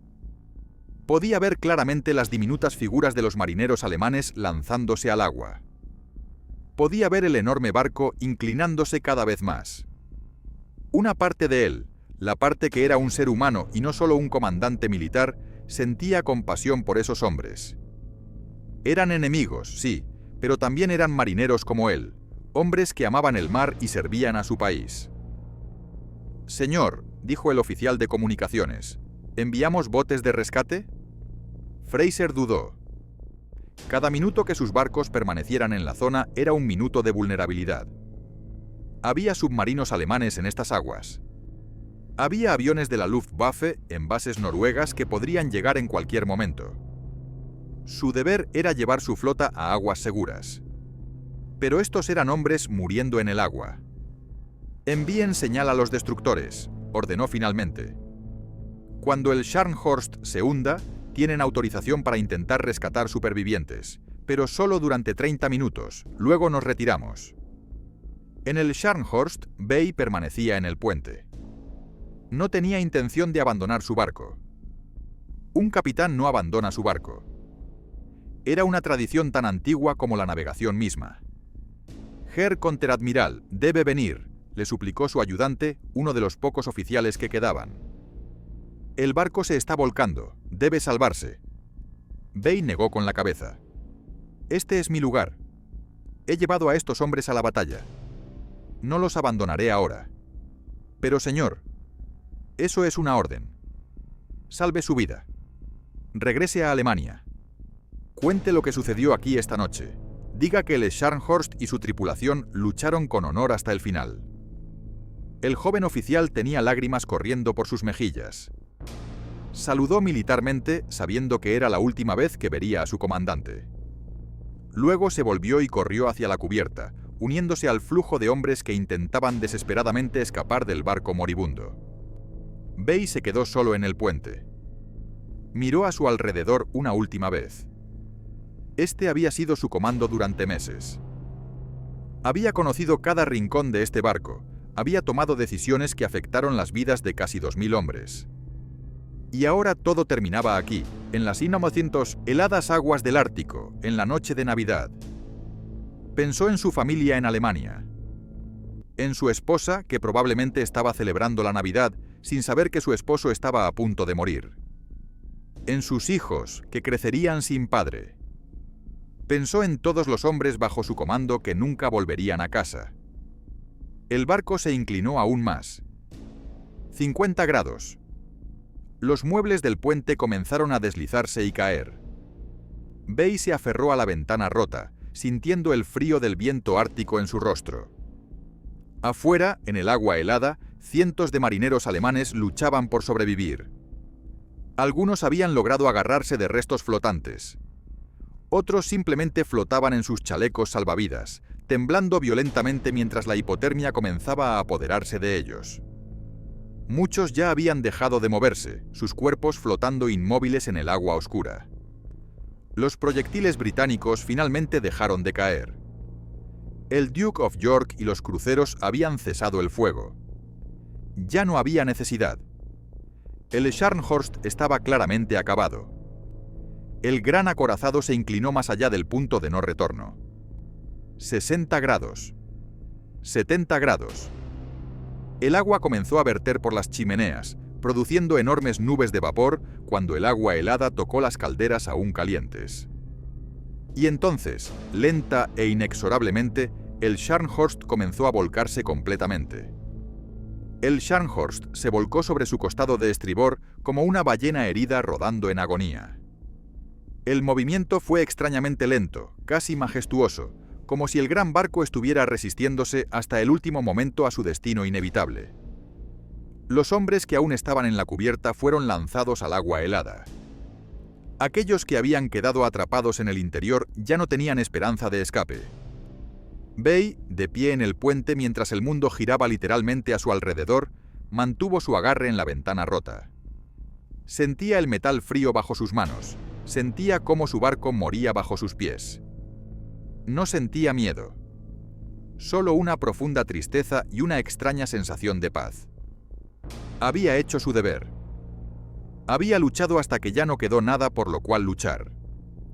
El agua del Ártico comenzó a entrar al puente. Primero un goteo, luego un chorro, luego una inundación. Bay respiró profundamente, llenando sus pulmones de aire una última vez. Pensó en el mar que tanto amaba, en los años que había pasado navegando, en todas las batallas que había sobrevivido. Y pensó que no era tan mala muerte para un marinero, morir con su barco en el océano. El agua lo cubrió. El frío fue tan intenso que fue casi como fuego. Y entonces todo se volvió oscuro. El Scharnhorst continuó volteándose hasta quedar completamente invertido, con el casco apuntando hacia el cielo nocturno. Por un momento, increíblemente, el barco flotó así, al revés, como un monumento grotesco. Las hélices que habían impulsado al barco a velocidades increíbles, ahora giraban lentamente en el aire, movidas por el impulso residual de las turbinas muertas. Los marineros alemanes en el agua observaban con horror fascinado. Muchos habían pasado años sirviendo en ese barco. Lo conocían como conocían sus propias casas. Y ahora lo veían en su momento final, retorcido y roto, ardiendo y hundiéndose. «Dios mío», murmuró uno de los supervivientes, sus dientes castañeando incontrolablemente por el frío. El Scharnhorst se está hundiendo. Desde el Duke of York, Fraser también observaba. A través de sus binoculares podía ver el casco invertido del gran acorazado alemán. Las llamas de los incendios aún ardían, reflejándose extrañamente en el agua desde abajo ahora que el barco estaba al revés. Era una escena surrealista, casi irreal. «Una vista extraordinaria», comentó uno de sus oficiales con voz sombría. Fraser asintió sin apartar los binoculares. «Es el final de uno de los barcos más finos que jamás navegó. Un enemigo formidable». La proa del Scharnhorst comenzó a hundirse primero. Lentamente, la enorme masa de acero comenzó su descenso final hacia el fondo del océano, a más de 2.500 metros de profundidad. El agua entraba a raudales por cada abertura, cada boquete abierto por los torpedos y proyectiles británicos, acelerando el hundimiento. La popa se elevó en el aire, cada vez más alta, con las hélices aún visibles, aún girando débilmente. El barco formó un ángulo de casi 90 grados, completamente vertical en el agua. Fue una imagen que quedaría grabada en la memoria de todos los que la presenciaron, El orgulloso Scharnhorst, de pie en el océano como un obelisco de acero, en su último momento de existencia. Y entonces, con un rugido ensordecedor de aire escapando y metal colapsando, el Scharnhorst se deslizó bajo las olas. El agua se cerró sobre él. Hubo un breve momento de silencio, luego una serie de explosiones submarinas cuando las calderas aún calientes se agrietaron por el contacto con el agua helada. Enormes burbujas de aire y vapor salieron a la superficie, mezcladas con aceite combustible que formó una capa iridiscente sobre el agua. Y luego, silencio. El Scharnhorst había desaparecido, llevándose consigo a casi 2000 hombres hacia las profundidades del Ártico. Era las 19:45 horas del 26 de diciembre de 1943. La batalla había durado más de 10 horas. En el agua, los supervivientes alemanes flotaban entre los restos. Pedazos de madera, chalecos salvavidas vacíos, documentos empapados, objetos personales. Todo lo que quedaba de uno de los barcos más poderosos de la Kriegsmarine. ¡Ayuda!, gritaba uno de los marineros. ¡Por favor, ayuda! Pero sus gritos se debilitaban rápidamente. El frío del Ártico no perdona. La hipotermia actuaba rápido. Los hombres que habían sobrevivido al bombardeo, a las explosiones, al hundimiento del barco, ahora enfrentaban un enemigo aún más mortal, la temperatura del agua. Algunos intentaban nadar, creyendo que el movimiento los mantendría calientes, pero solo aceleraba la pérdida de calor corporal. Otros flotaban inmóviles, conservando energía, pero igualmente sucumbiendo lentamente al frío. «Manténganse juntos», gritaba un oficial alemán que había logrado agarrarse de un pedazo grande de madera flotante. «Manténganse juntos, los británicos enviarán botes de rescate». ¿Pero lo harían? Los alemanes no podían estar seguros. En la guerra, el enemigo era el enemigo. Después de lo que el Scharnhorst había hecho a los convoyes británicos, ¿por qué los británicos se arriesgarían a salvarlos? Pero Fraser había sido claro en sus órdenes. Eran enemigos en combate, pero ahora el combate había terminado. Eran marineros en peligro en el mar, y había un código entre los hombres del mar que trascendía la guerra. «Envíen los destructores», ordenó Fraser. 30 minutos para operaciones de rescate. Ni un minuto más. Hay submarinos alemanes en el área y no podemos arriesgar más barcos. Los destructores Sabak, Saumarez y Stord se acercaron al área donde había hundido el Scharnhorst. Sus reflectores barrían el agua, buscando supervivientes. Y había muchos, cientos, dispersos por un área de varios kilómetros cuadrados. «Allí, hay hombres en el agua», gritó un vigía del Savage. El destructor se acercó cuidadosamente. Marineros británicos lanzaron cuerdas y redes por el costado. «Agarren las cuerdas, las subiremos». Pero muchos de los alemanes ya no podían moverse. Sus manos estaban tan congeladas que no podían agarrar las cuerdas. Sus músculos ya no respondían a sus cerebros. Flotaban semiconscientes, temblando violentamente, incapaces de ayudarse a sí mismos. Los británicos tuvieron que bajar botes al agua. Marineros valientes descendieron en botes pequeños, remando entre los restos, sacando a los alemanes del agua uno por uno. Era un trabajo peligroso. El mar seguía agitado. El viento seguía soplando. Y cada minuto en esas condiciones era un riesgo. «Aquí hay otro», gritó un marinero británico agarrando a un joven alemán por el chaleco salvavidas y tirándolo hacia el bote. El alemán estaba azul por el frío, apenas consciente. Sus labios se movían pero no salía ningún sonido. El marinero británico le quitó su propia chaqueta y la envolvió alrededor del alemán. «Aguanta, compañero, te tenemos». Uno por uno, los supervivientes eran sacados del agua y subidos a los destructores. Les daban mantas, té caliente, tratamiento médico. Algunos revivieron. Otros murieron a pesar de todos los esfuerzos, sus cuerpos simplemente demasiado dañados por el frío. «¿Cuántos llevamos?», preguntó el capitán del Savage. 23 hasta ahora, señor, pero hay docenas más que no vamos a alcanzar a tiempo.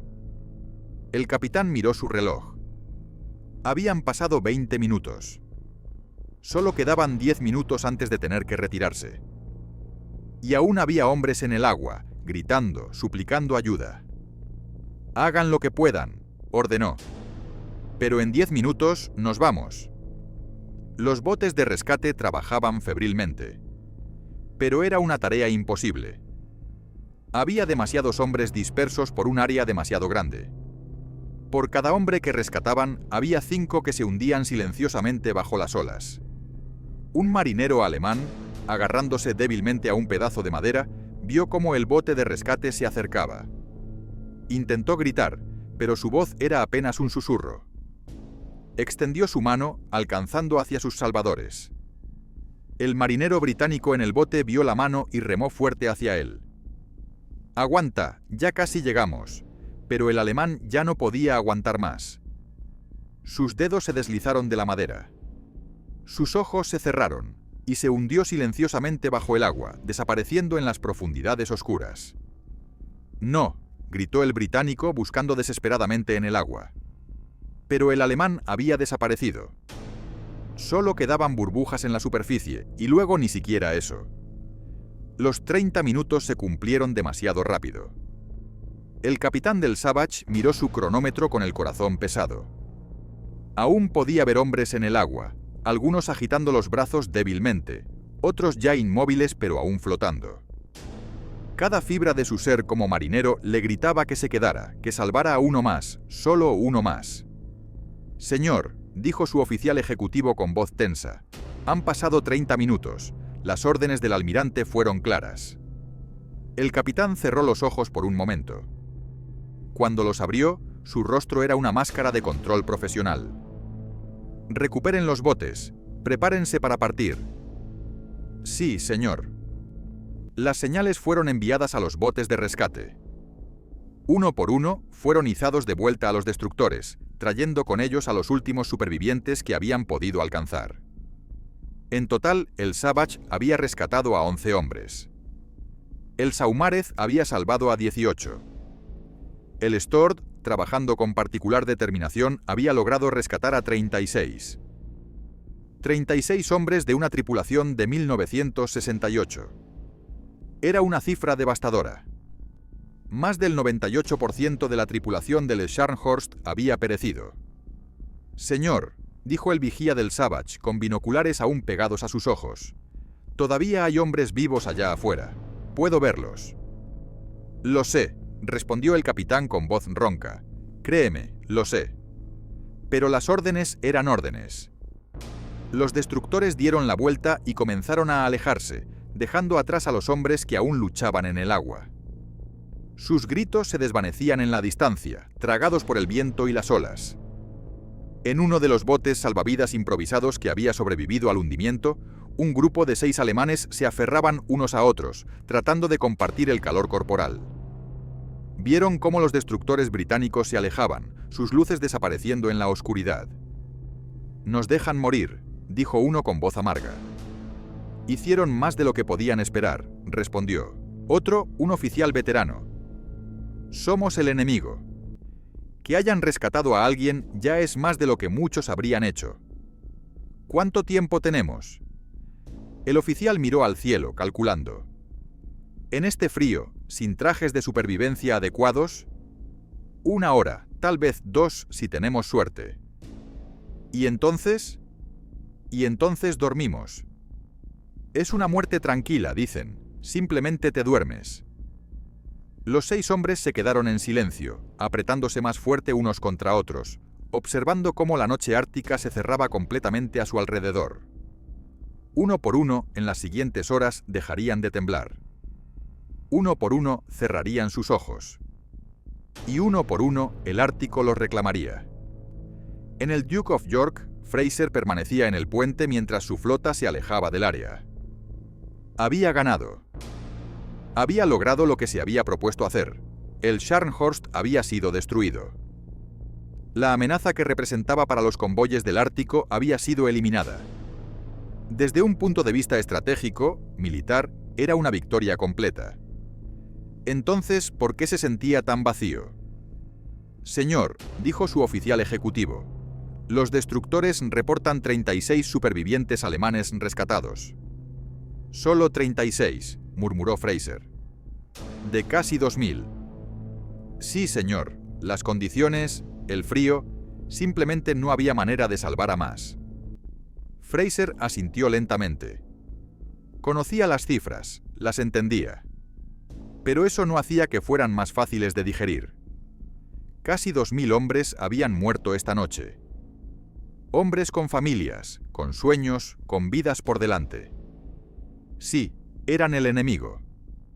Sí, habrían matado a británicos si hubieran tenido la oportunidad.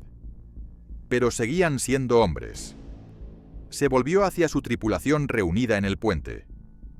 Todos lo miraban, esperando que dijera algo. Eran jóvenes en su mayoría, algunos apenas mayores de 20 años. Habían hecho su trabajo perfectamente esta noche. Merecían reconocimiento. Pero Fraser eligió sus palabras cuidadosamente. Señores, comenzó con voz clara y firme. La batalla contra el Scharnhorst ha terminado en victoria para nosotros. Hemos eliminado una amenaza seria para nuestros convoyes y nuestros aliados. Cada uno de ustedes cumplió con su deber de manera ejemplar. Hizo una pausa, mirando los rostros a su alrededor. Pero quiero que recuerden algo, continuó. El Scharnhorst luchó con extraordinario coraje esta noche. Incluso superados en número, incluso gravemente dañados, siguieron luchando hasta que ya no quedó nada con qué luchar. Espero que cualquiera de ustedes que alguna vez sea llamado a llevar un barco a la acción contra un oponente muy superior, mande su barco con tanta gallardía como fue mandado hoy el Scharnhorst. Hubo un momento de silencio mientras las palabras se asentaban. Luego, uno de los oficiales jóvenes asintió lentamente. No era una victoria que celebrar con júbilo. Era una victoria teñida de respeto por un enemigo valiente y de tristeza por las vidas perdidas. Rumbo a Scapa Flow, ordenó Fraser. Velocidad de crucero. Y que alguien prepare un informe completo de la batalla. Querrán saber todos los detalles en Londres. Mientras el Duke of York navegaba hacia el sur, dejando atrás las aguas donde había ocurrido la batalla, el almirante se permitió un momento de reflexión privada. Se preguntó por el comandante alemán, el contraadmiral Bay. ¿Había sobrevivido? Fraser dudaba. Los comandantes raramente abandonaban sus barcos en situaciones así. Bay probablemente había bajado con el Scharnhorst. ¡Qué desperdicio!, pensó Fraser. ¡Qué terrible desperdicio de vidas, de recursos, de talento humano! Pero así era la guerra. Implacable. Sin piedad. Y sin fin a la vista.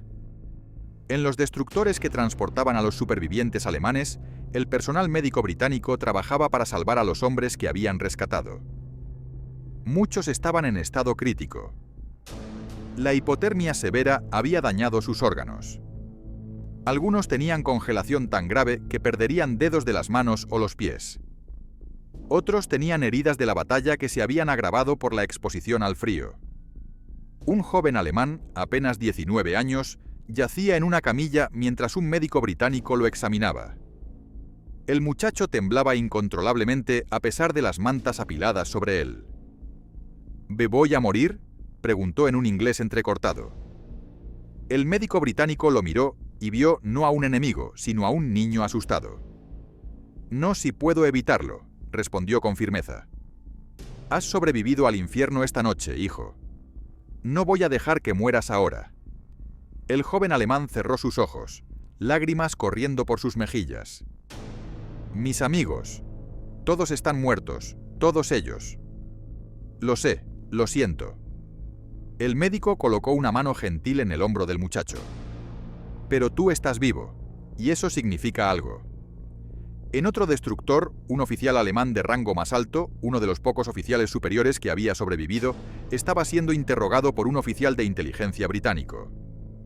«¿Dónde está el contraadmiral Bay?», preguntó el británico. El alemán negó con la cabeza lentamente. «No lo vi abandonar el barco. Creo que se quedó en el puente». «¿Se quedó deliberadamente?». «Es lo que un capitán hace», respondió el alemán con dignidad tranquila. «Baja con su barco, es nuestro código». El oficial británico asintió con respeto. Era un buen comandante. Era el mejor, dijo el alemán, su voz quebrándose ligeramente. Nos llevó a la batalla sabiendo que las probabilidades estaban contra nosotros, pero nunca dudó. Nunca mostró miedo. Hasta el final fue un líder. La noticia del hundimiento del Scharnhorst llegaría a Berlín horas más tarde. En el cuartel general de la Kriegsmarine, el almirante Karl Dönitz, comandante en jefe de la Marina alemana, recibiría el mensaje con expresión pétrea. El Scharnhorst había sido uno de sus barcos más valiosos. Su pérdida era un golpe devastador para la Marina alemana. Pero Dönitz era un profesional. No se permitiría mostrar emoción.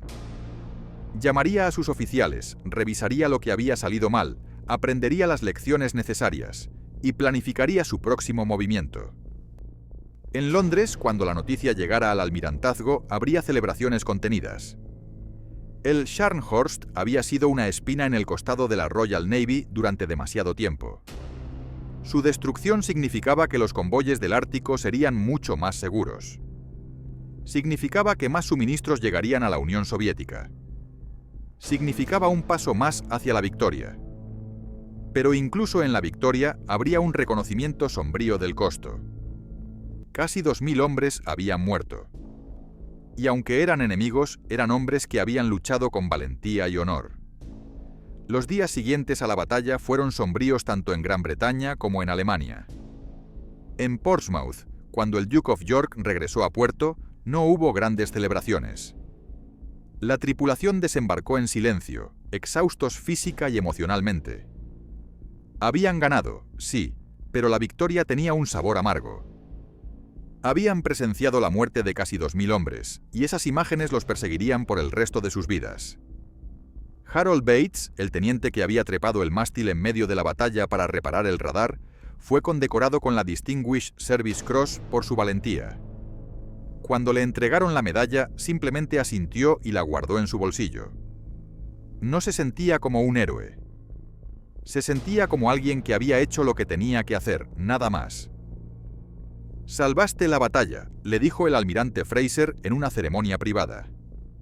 Sin ese radar, el Scharnhorst habría escapado. «Y casi 2000 hombres seguirían vivos», respondió Bates con voz apagada. Fraser lo miró con comprensión. «Esa es la carga que llevamos, teniente. Cada victoria en la guerra tiene un costo, y los que sobrevivimos tenemos que vivir con ese conocimiento». Los 36 supervivientes alemanes fueron llevados a campos de prisioneros de guerra en el norte de Escocia. Allí se unieron a otros miles de prisioneros alemanes capturados durante la guerra. Algunos se adaptarían a su cautiverio. Otros nunca superarían la culpa del superviviente, preguntándose por qué ellos habían vivido cuando tantos de sus camaradas habían muerto. El joven marinero de 19 años que el médico británico había atendido sobrevivió, pero perdió 3 dedos de la mano izquierda por congelación. Pasaría el resto de la guerra en el campo de prisioneros, escribiendo cartas a su madre en Alemania, cartas que a menudo eran censuradas pero que al menos le hacían saber que estaba vivo. En esas cartas nunca mencionaba los detalles de la batalla. No podía. Cada vez que cerraba los ojos, veía el Scharnhorst hundiéndose, veía las caras de sus amigos desapareciendo bajo el agua, escuchaba sus gritos pidiendo ayuda. Eran imágenes que lo perseguirían durante décadas. En Alemania, la noticia del hundimiento del Scharnhorst fue un golpe devastador para la moral nacional. El régimen nazi intentó minimizar la pérdida en su propaganda, pero era imposible ocultar la desaparición de un barco tan importante. 1968 familias alemanas recibieron cartas oficiales informándoles que sus hijos, esposos, hermanos o padres habían sido perdidos en acción. La esposa del contraadmiral Bay recibió su carta con manos temblorosas. Había temido este momento desde que su esposo había zarpado en aquella misión. Leyó las palabras oficiales, frías y formales, que le informaban que su esposo había muerto sirviendo al Reich. Pero lo que más le dolía era la falta de un cuerpo que enterrar, la falta de un lugar donde pudiera ir a llorar. Su esposo estaba en algún lugar del fondo del Ártico, atrapado para siempre en los restos del Scharnhorst. El régimen nazi otorgó póstumamente a Bay la Cruz de Caballero de la Cruz de Hierro, una de las condecoraciones más altas de Alemania. Pero ninguna medalla podía llenar el vacío que dejó en su familia. Los 5 destructores alemanes que se habían separado del Scharnhorst al principio de la batalla nunca lo encontraron. Navegaron durante horas en la tormenta, buscando desesperadamente a su buque insignia. Cuando finalmente recibieron noticias de que el Scharnhorst había sido hundido, los comandantes de los destructores quedaron destrozados. Se habían separado justo cuando su barco más los necesitaba. Aunque racionalmente sabían que no habrían podido cambiar el resultado de la batalla, la culpa los perseguiría. En los meses siguientes a la batalla, la propaganda británica hizo uso extensivo de la victoria. Los periódicos publicaron historias sobre la batalla, describiendo el coraje de la Royal Navy y la importancia estratégica de haber eliminado al Scharnhorst. Pero los marineros que habían estado allí raramente hablaban de ello.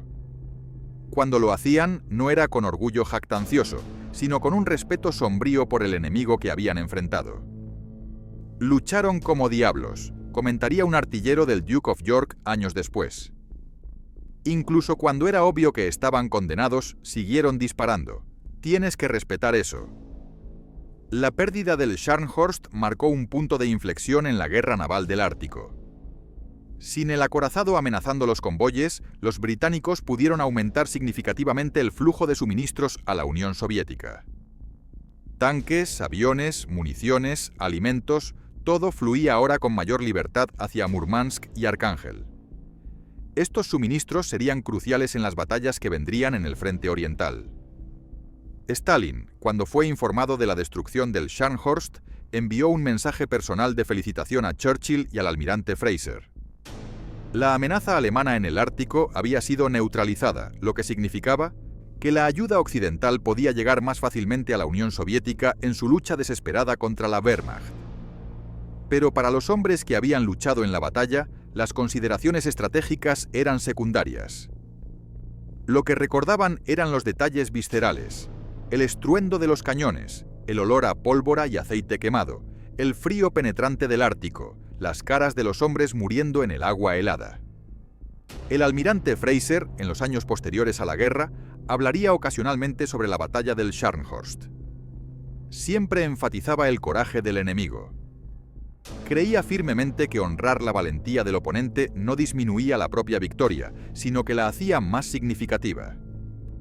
«Hundimos un barco valiente tripulado por hombres valientes», diría en una conferencia después de la guerra. No se ganó nada al despreciar su coraje. De hecho, creo que su valentía hace que nuestra victoria sea más honorable, no menos.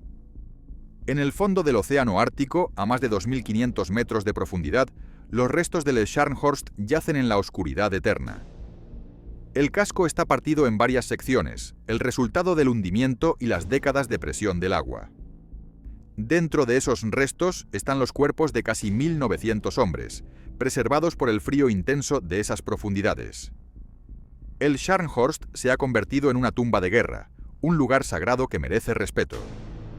En 2000, una expedición noruega localizó los restos usando sonar de barrido lateral. Las imágenes revelaron el estado del barco, las torretas Anton y Bruno destruidas, el casco retorcido por las explosiones de torpedos, pero aún reconocible como el poderoso acorazado que una vez fue. Las imágenes mostraban también algo inquietante: objetos personales dispersos alrededor del naufragio. Botas, cascos, platos de la cocina.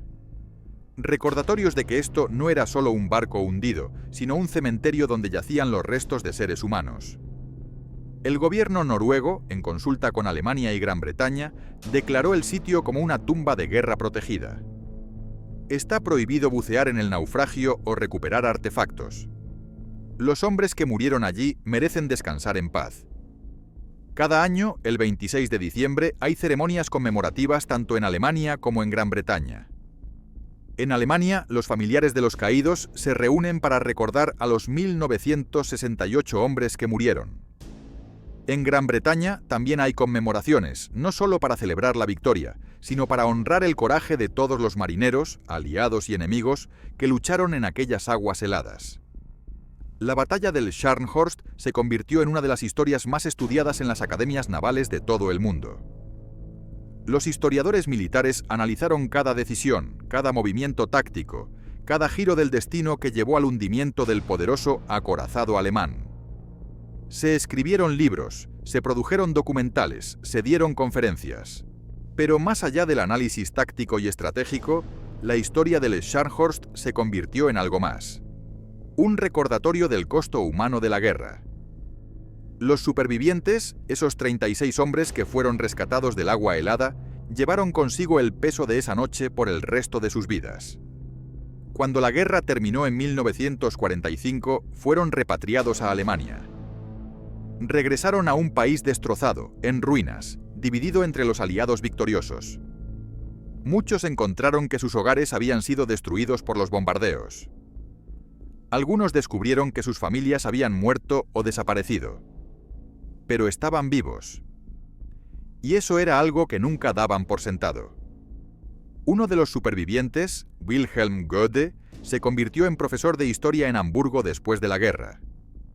Durante décadas nunca habló de su experiencia en el Scharnhorst. Era demasiado doloroso, demasiado personal.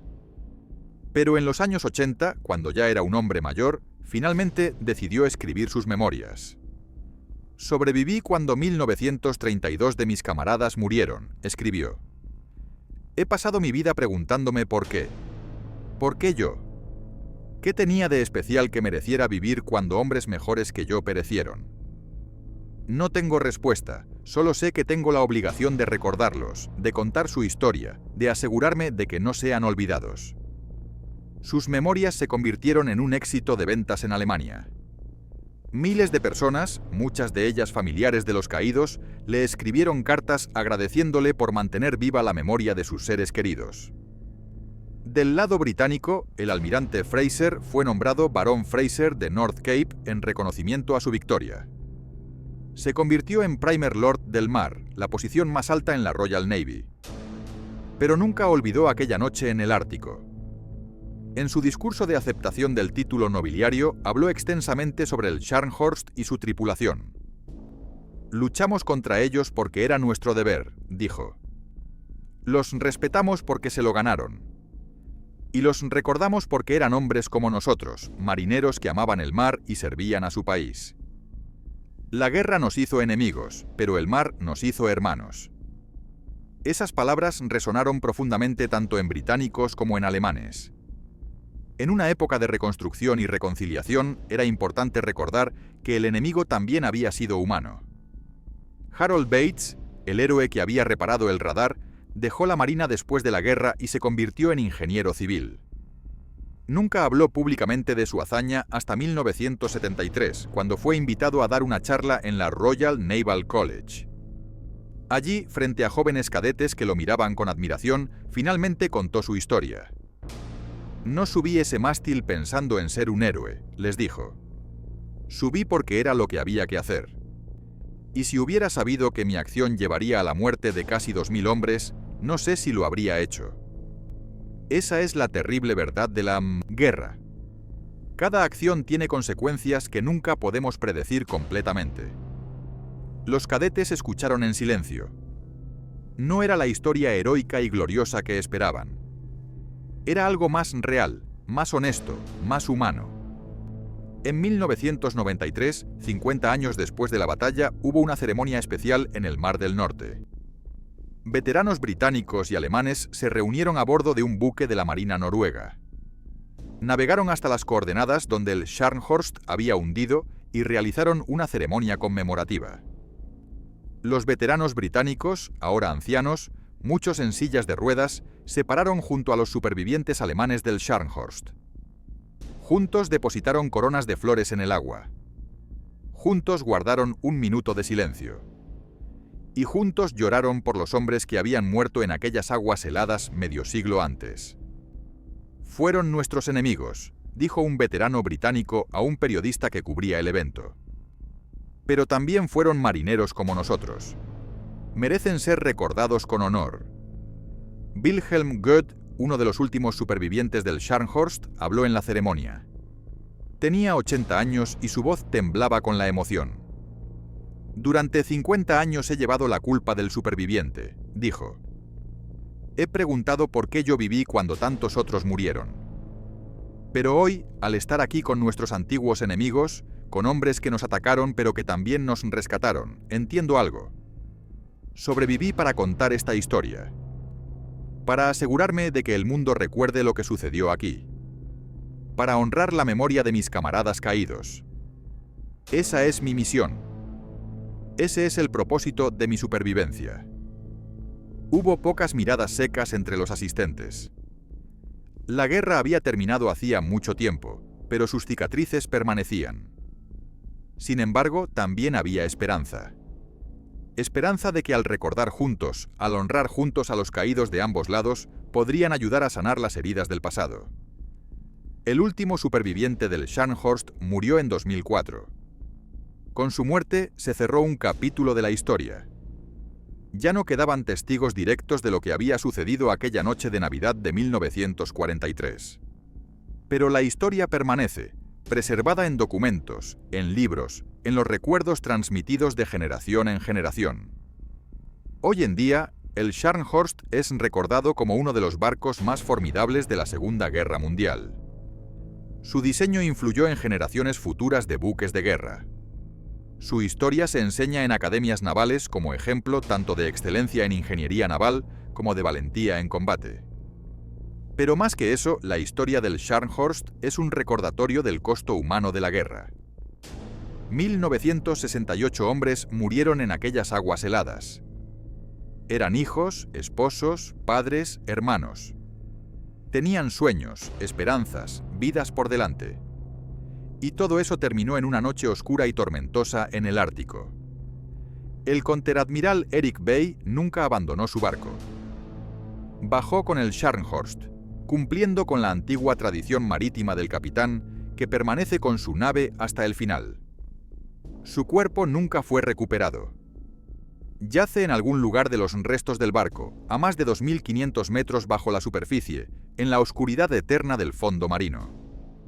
La batalla del Scharnhorst duró más de 10 horas, desde el primer contacto cerca de las 9 de la mañana hasta el hundimiento final poco antes de las 8 de la noche.